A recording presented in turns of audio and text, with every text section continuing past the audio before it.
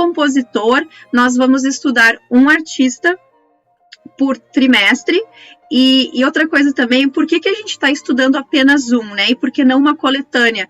Porque aqui o nosso objetivo não é que a criança fique acumulando fatos isolados e coisas assim, migalhas. Ela realmente estudar, ter esse tempo para conhecer esse artista, conhecer o trabalho dele, ver as relações daquilo que ele produz, das ideias que, né, que ele quer transmitir com o trabalho dele dentro daquele período histórico e como que isso talvez tenha afetado ou afete, né, o mundo que nós estamos vivendo agora. Então, em vez de dar para a criança uma coletânea, migalhas em forma de coletânea, e nada nos impeça que se ela tem interesse em um outro artista que viveu na mesma época, que isso às vezes acontece, para isso que a gente tem aquele tempo livre de leitura, de pesquisa, para ela correr atrás daquilo do interesse dela. Mas durante as lições nós vamos focar então na vida de um artista por trimestre. Vamos escolher também 6 obras, dar um pouquinho da vida do artista naquela criança que está começando ali no nível 1, no primeiro ano. A gente vai introduzir ela, dar o nome do artista, que época que ele viveu, onde ele viveu, olha lá no mapa onde ele viveu, coloca na sua tabela dos séculos, onde esses artistas, né, a época que eles viveram. Então começa assim, de novo, é um estudo sistemático, que nós vamos começar estudando essas obras, e tem bastante coisa para falar, Janice, né? Gente, tem muita coisa, né, Mari? Eu quero, para a gente começar esse assunto com essa citação da Charlotte aqui no Educação no Lar. Não podemos medir a influência que um ou outro artista exerce sobre o senso de beleza da criança, sobre seu poder de enxergar, tal como uma obra de arte, as cenas comuns da vida, ao realmente parar para observar, ainda que uma única obra de arte, ela está sendo mais enriquecida do que podemos compreender.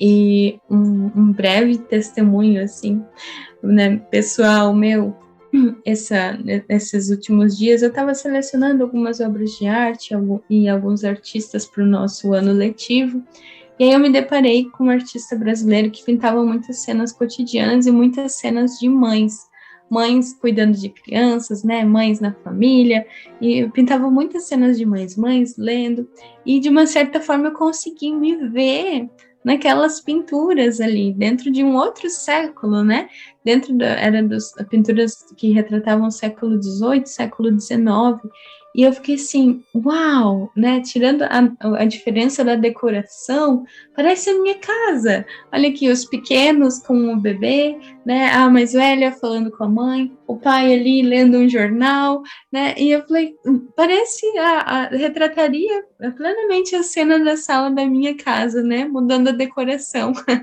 pela questão do século.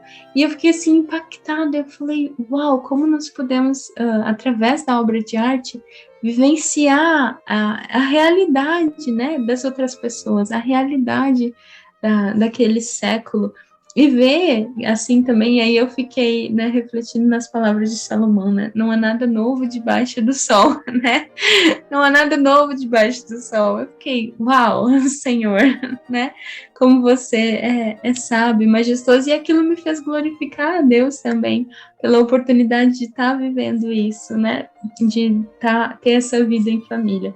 Mas uma obra de arte, assim, que eu estava selecionando, pesquisando essas 6 obras ali para o currículo, para o nosso ano letivo, me impactou tanto, teve esse poder de impacto, né, na minha mente, assim, de uma forma sensacional. Fiquei, uau, é esse impacto que a Charlotte está falando, né, que a influência, a gente não consegue medir a influência que esse senso de beleza vai ter sobre a criança. E aí, primeiramente, né, nós precisamos entender o que é uma obra de arte, né, eu acho que cabe falar isso, é pontual a gente falar disso, né, a gente precisa saber escolher essa obra de arte. Um rabisco não é uma obra de arte, né, só desenhos geométricos não são uma obra de arte, né, um mictório não é uma obra de arte. Nós precisamos entender o que é uma obra de arte realmente, por esse senso de beleza.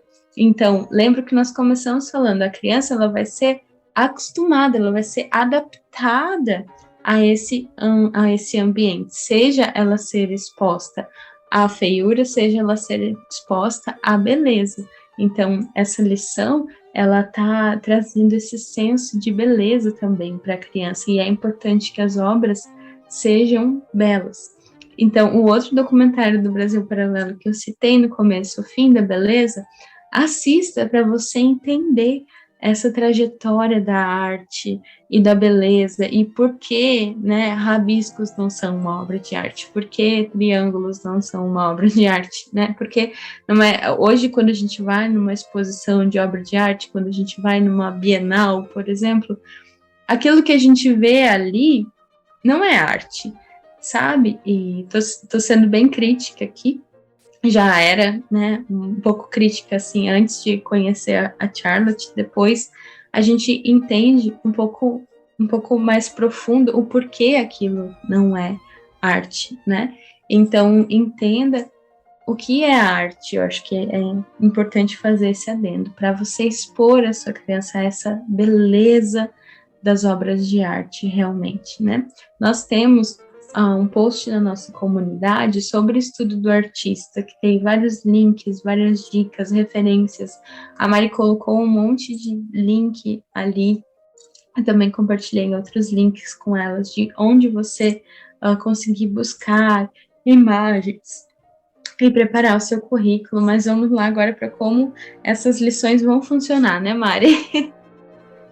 Sim, vamos lá. Eu só queria compartilhar uma citação para pegar o gancho com o que tu falou, para realmente nós refletirmos, né, o que é a arte, o que é uma obra de arte, como buscar, né, essa citação que vem do livro Nossos Corpos, Nossas Almas, que vocês podem ver que a gente tirou várias citações desse livro, vale a pena ler, a gente vai deixar o link aqui desse livro, parte dele já tem em português, mas ela diz assim, foi feita uma grande promessa ao mundo. Há sempre aqueles presentes conosco que Deus sussurra ao ouvido, através dos quais ele envia uma mensagem direta aos demais. Entre esses mensageiros estão os grandes pintores, que interpretaram para nós alguns dos significados da vida. Então pensa no que a Janice falou e pensa se está mostrando o significado da vida, né?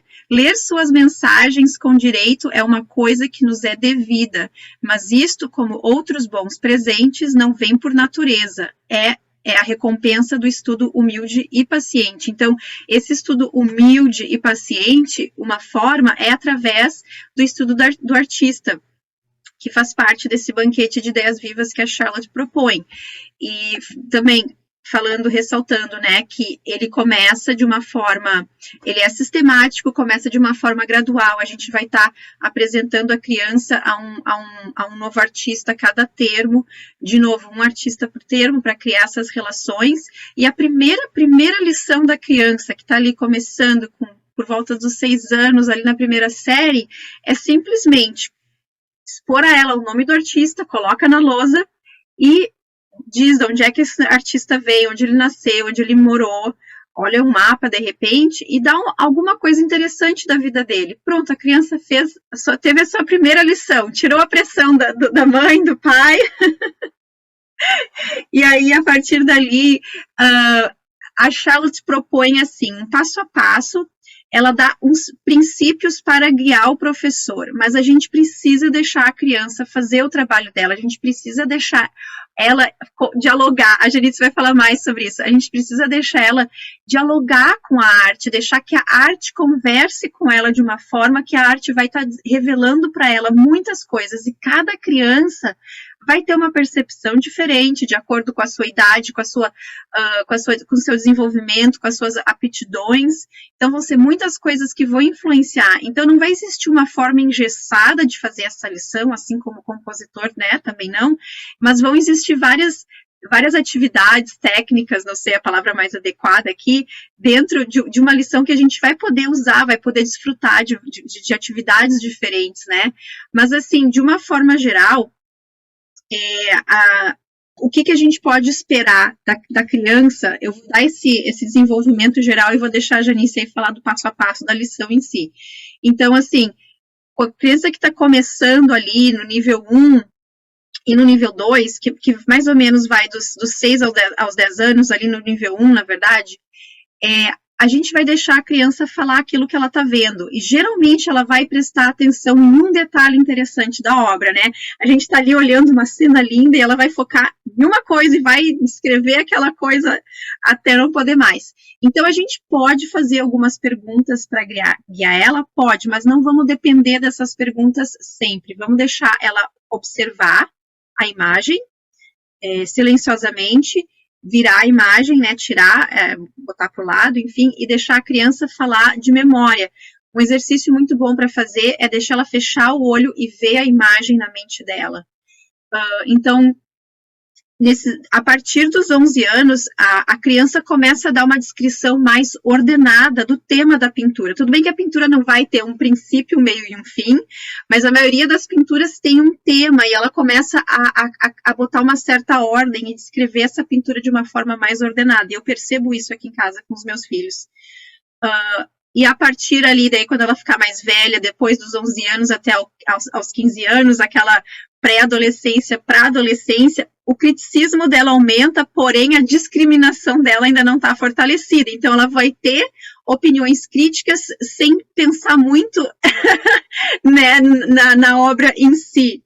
Mas a gente persiste nesse trabalho e a partir dos 15 anos a criança consegue dar uma composição mais completa, incluindo informações diversas, desde de linguagem mais técnica, posicionamento, sombreamento, cores, a composição em si. Então, é todo um processo gradual. Imagina, 10 minutos por semana, 10 a 15 minutos, que a criança vai poder ter esse relacionamento com essas obras. E também a mesma coisa vale, a partir do nível 2, a gente quer ser intencional em buscar pintores que viveram na época histórica que nós estamos estudando, né? Já falamos sobre isso. E acho que é isso então, Janice. Então, conta para nós um pouquinho, dá um exemplo de uma lição, como que essa lição acontece. É legal, né, Mari, tudo isso que você falou, porque dá para perceber como a lição, ela vai ser bem progressiva, né, e ela vai progredindo ali. O que a Charlotte fala é que as crianças, elas devem aprender desde cedo, né, a se expressar e se expressar, né, o que ela vê ou imagina. Então, ela vai falar, eu acho que eu usei essa citação bem no comecinho, né, mas que a apreciação dela deve ser anterior ao poder de se expressar, porque para a gente conseguir se expressar, nós precisamos primeiro conseguir apreciar, né, obras de arte. Eu acho muito legal como a Charlotte constrói isso de forma progressiva, e tudo isso que você falou, né, aqui, eu quero só citar esse trechinho aqui de um artigo que a gente colocou aqui no documento, que nos níveis 5 e 6, que aí já são níveis, né, lá do ensino médio, nos níveis 5 e 6, eu vou ler essa parte. Um estudo mais organizado é iniciado com a ajuda de livros sobre história e desenvolvimento da arte. Os jovens podem ler para si mesmos uma sessão sobre um determinado assunto e depois, na aula, após a narração da passagem que foi lida, podem tomar um dos principais pintores. Eles podem estudar várias reproduções de suas obras e depois escolher aquela que eles preferem, cada uma delas, né, ser estudada por alguns minutos e depois narrar por escrito ou desenhando aquilo que eles leram. Então, ela vai progredindo de uma simples apreciação do que a criança pode ver, né, dessa simples pergunta de deixar a criança ali um tempo refletindo na obra de arte, o que você vê, para entender as técnicas por trás daquilo, né, e conseguir reproduzir aquilo de uma certa forma. Mas ela vai bem progressiva, então hoje você não precisa ficar assim, ai meu Deus, e agora? Ou você precisa pegar uma obra de arte e querer que o seu filho, né, encher ele de informação, de fato seco, de como que aquele artista desenhou, qual era a perspectiva da obra, o que era isso, o que era aquilo. Calma, né, respira, lembra que no método da Charlotte todas as coisas são progressivas. Então, comece pelo começo. A gente vai dar um exemplo aqui de como é uma lição.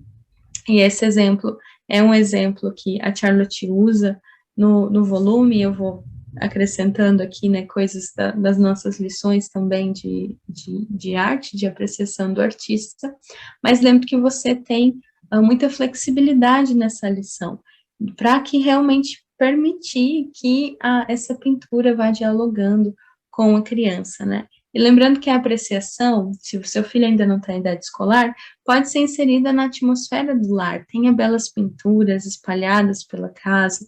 A Charlotte também indicava pinturas de cenas bíblicas que estão sendo lidas com as crianças, para elas terem a todo momento esse contato com obras de arte. Você não precisa esperar os 6 anos chegarem para expor ela a um quadro, né? Tenha isso na atmosfera do seu lar sempre presente. Quando 6 anos chegarem, uma vez na semana, 10 minutos, vocês vão sentar e estudar um artista de forma intencional, né? Mas que elas já tenham sido inseridas nesse contexto previamente antes.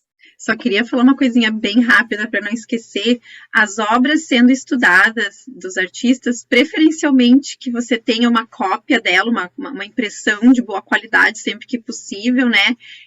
Evitar usar as telas o máximo. Eu sei que às vezes é difícil, eu já tive uma outra vez que alguma obra ou algum artista a gente apreciou olhando a imagem no computador, mas sempre que possível a criança ela poder segurar uma cópia por criança, uma cópia e deixa cada um ficar ali uns minutos com a cópia, né, e expor ela após vocês terem estudado, pendura em algum lugar. Eu sei que me veio na cabeça agora a Alessa Medeiros, que é uma mamãe Charlotte Mason, homeschooler, ela postou um tempão no Instagram dela, eu vou ver se eu acho uma ideia de como expor ali na parede, uma coisa simples. Aqui a gente faz aula na cozinha, eu até posso colocar uma foto no episódio, na descrição do episódio, a gente vai expondo, vai pendurando ali, eu tenho uma cordinha, a gente vai pendurando para a criança, no seu tempo livre passar. Às vezes eu fico olhando ali, às vezes estou fazendo a comida, fico ali olhando, pensando, imaginando aquela cena, até acalma às vezes, né? E só vou fazer mais um outro gancho. Como uma lição dessas pode ser, assim, um refrigério quando a criança está tendo dificuldade com aquela lição de matemática ou de gramática, ou teve uma lição de leitura densa, uma lição dessas, assim, é uma troca, né? Ela exige outra parte do cérebro, e é como se fosse uma pausa, um descanso. Então, às vezes, colocar uma lição de estudo do artista ou do compositor após a lição de matemática pode salvar o dia do homeschool. Isso é muito pontual, né, Mari? Isso é uma ótima ideia. Aqui, era depois da lição de caligrafia, que eu já contei para vocês em vários episódios, que era a lição mais difícil para minha filha durante algum tempo. Então, era depois dessa lição, era aquela lição, assim, relaxante, de deleite, de desfrute, tanto a arte quanto o estudo do compositor, né? São lições ali, coringas, que às vezes, até se você viu, às vezes não tá, pode ser que não estivesse naquele dia no cronograma, mas se estava precisando dar aquele refresh, pega, então, vamos, né, fazer a apreciação de obra de arte, ou a apreciação do compositor, né, você vai ver, você vai perceber que vai trazer esse descanso, esse refrigério, né, a arte tem esse poder, né, de elevar e de nos acalmar os nossos ânimos. Uma outra dica que eu queria dar aqui também é que você siga um perfil da Lívia Helena. Ela compartilha nos stories dela observações que ela faz do dia a dia, e através dessas observações dela, eu aprendi a apreciar mais profundo ainda as obras de arte. Então, ela está lá caminhando na praia, ou caminhando na cidade, e ela treina o olhar dela para aquilo que ela está vendo, né? E isso é um exercício que a gente pode fazer, que vai preparar a criança para a arte nas caminhadas da natureza também. Então, perceber as cores, né, perceber as formas, perceber as distâncias, perceber se algo está mais longe na linha do horizonte, vai parecer que está tão pequenininho, né, a gente consegue ir percebendo perspectiva, simplesmente treinando os nossos olhos na própria natureza, na própria criação. Então, a Lívia, ela compartilha nos stories dela esses exercícios, assim, que ela vai fazendo, ela é uma artista, e ela vai fazendo, e ela vai compartilhando com as pessoas esses exercícios dela, e isso nos instiga ao que observar, né? Eu lembro que eu fazia parte do grupo dela e alguma mãe falou, nossa, eu descobri que nem todas as árvores são marrons, porque a gente tem aquela coisa de sair pintando árvore de marrom desde criança, né? A árvore é marrom e verde. E nem todas as árvores são marrons, né? Perceber as tonalidades diferentes. Então, é uma brincadeira que eu sempre faço com a Manu e com a Ruth quando a gente está na natureza, pensar quais as cores que tem ali, que cores que a gente misturaria, né? Para que tom que tá mais puxado para um marrom, para um rosa, para um verde. Esses dias nós encontramos uma árvore que o tronco dela era verde. A gente nunca tinha visto uma árvore que o tronco era verde, as folhas verdes e o tronco verde. Na mesma rua, era uma rua que a gente não tinha caminhado ainda na cidade, a gente achou uma árvore com não era uma árvore, era uma folhagem com flores, a gente achou com um tronco preto, e o caule dela era preto, e as flores roxas, assim, muito diferente, e a semente dela era cheia de espinho, era uma planta bem, bem diferente. A gente ainda tá estudando ela, ainda não descobrimos o nome, porque faz parte desse processo investigativo, né, de deixar que a criança perceba, ainda não fomos para o Google, estamos deixando essa ideia germinar, mas, então, perceba, aprecie a natureza, aprecie a criação, para que você consiga fazer uma apreciação da obra de arte, porque as duas coisas, elas vão estar muito casadas. O artista, ele estava expressando aquele ambiente, aquele lugar, né, aquela natureza. Então, bora lá. Como a gente faz uma lição, né? Vou dar um exemplo aqui de uma lição que tem no volume 1.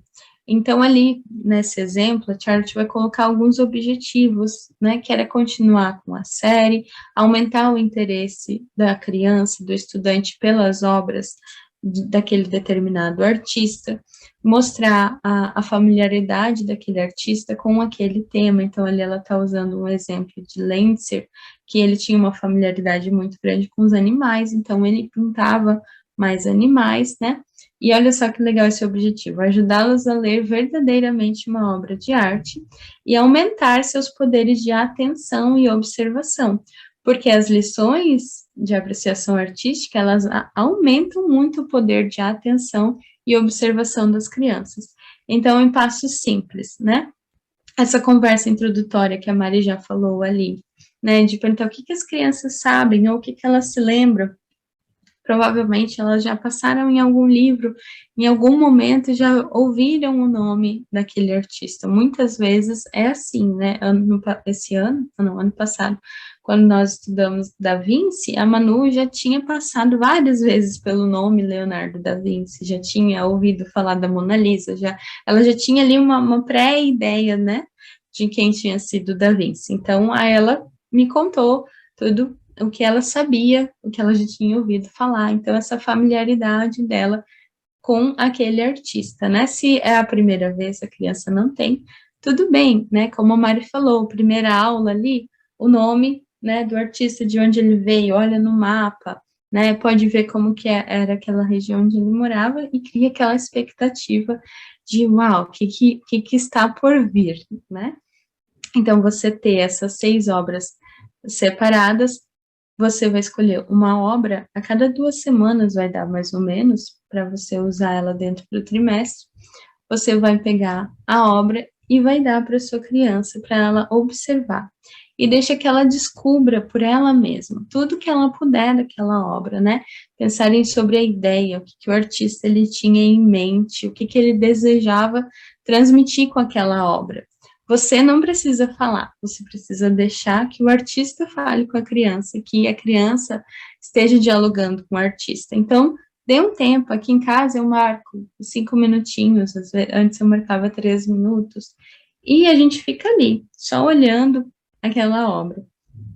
Eu fico fazendo esse exercício também, e aí, então, depois desses minutos, a gente retira a imagem, e aí a criança, ela vai falar o que ela observou, né?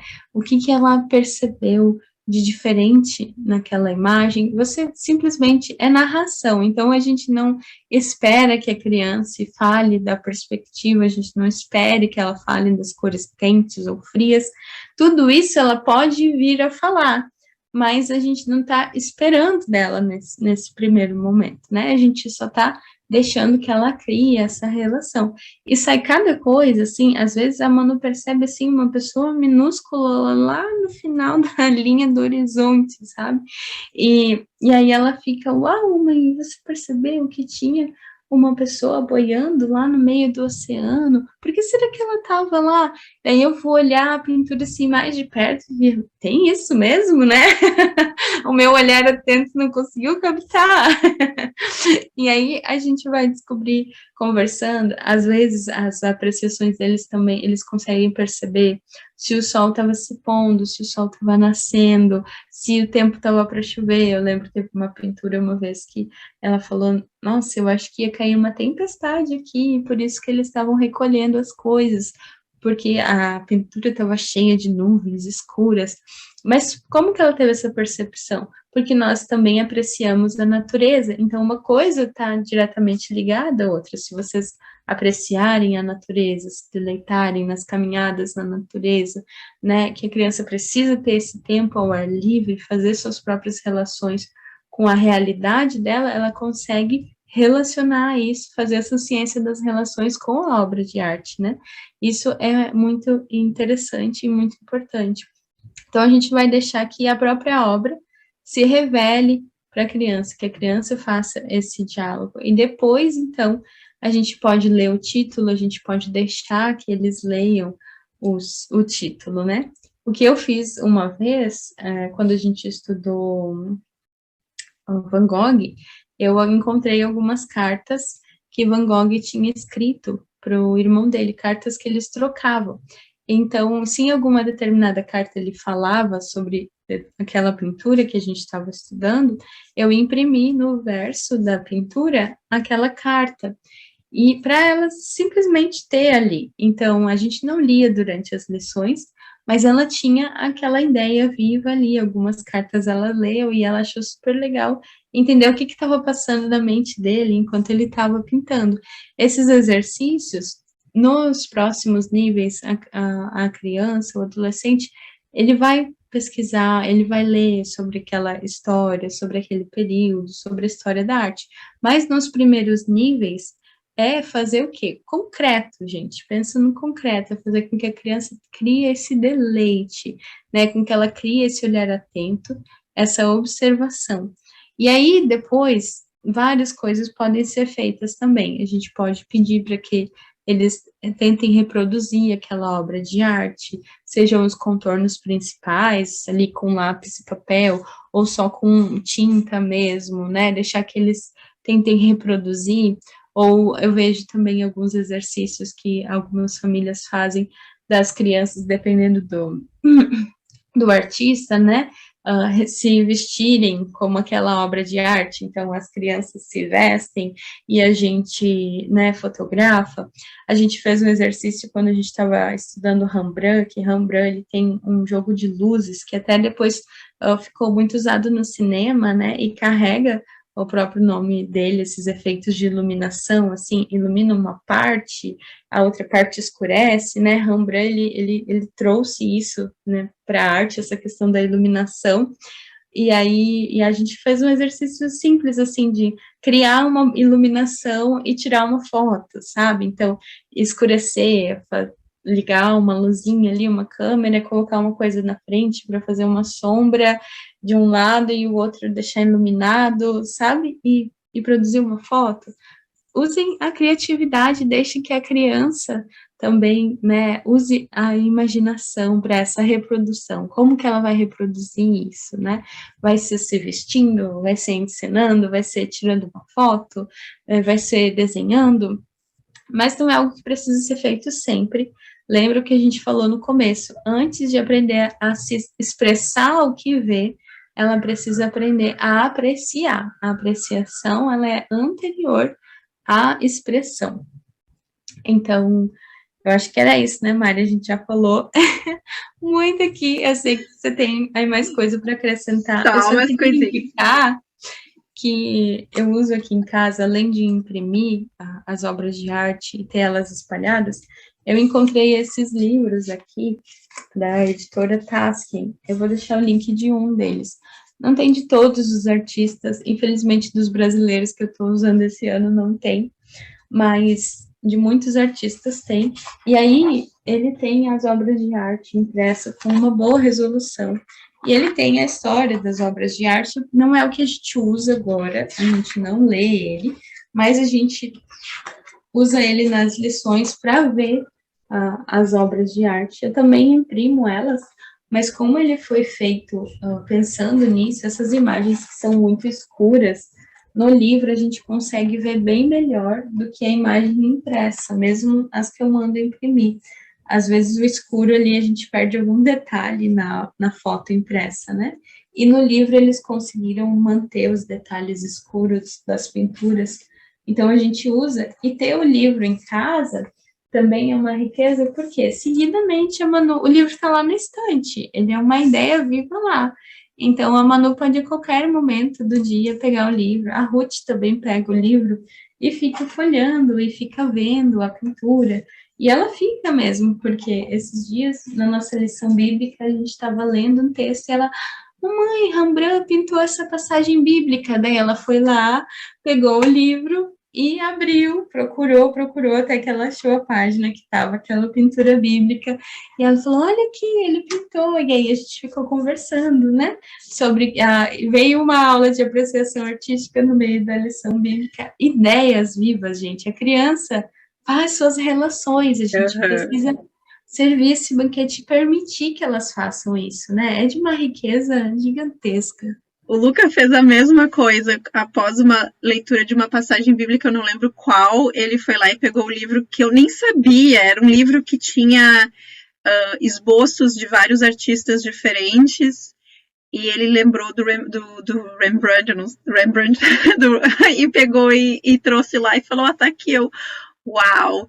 Mas eu só queria fazer duas ressalvas finais. Uma com relação ao que a Janice falou, um dos passos da lição é alguma forma de reprodução de memória, ou essa encenação, que é uma coisa muito legal de fazer também. Os meus filhos já usaram Lego para recriar a cena, né? Tudo depende da obra que está sendo estudada, né? Às vezes condiz, às vezes não condiz. Mas essa reprodução de memória de algo que ficou com eles, porque a Child fala no 6º volume da série Educação no Lar, que as crianças não devem copiar as obras.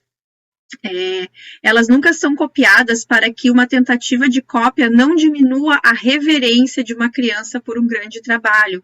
Então, assim, tem que ter muito cuidado com isso, né? Tem crianças que têm talentos artísticos, outras nem tanto, tem irmãos que geram uma certa competitividade. Então, quando a gente pede para eles copiarem a original, a gente talvez coloque algo em risco que perca essa mágica de usar a imaginação. Então, quando a gente faz essas reproduções como parte da lição, às vezes para a criança pequena, um detalhe que ela lembre de memória, da obra estudada. Eu nunca vou esquecer quando nós estudamos, foi Velázquez, eu acho, ele tem uma pintura que é o Esopo. E na foto do Esopo, lá atrás tinha tipo uma bacia naquela época que eles usavam para lavar as mãos, e foi o que chamou mais a atenção do meu filho. E ele reproduziu. E essa reprodução pode ser feita lápis de papel, como a Janice falou, ou carvão, pastel, aquarela, pode ser qualquer tipo de meio artístico que a criança achar interessante, né?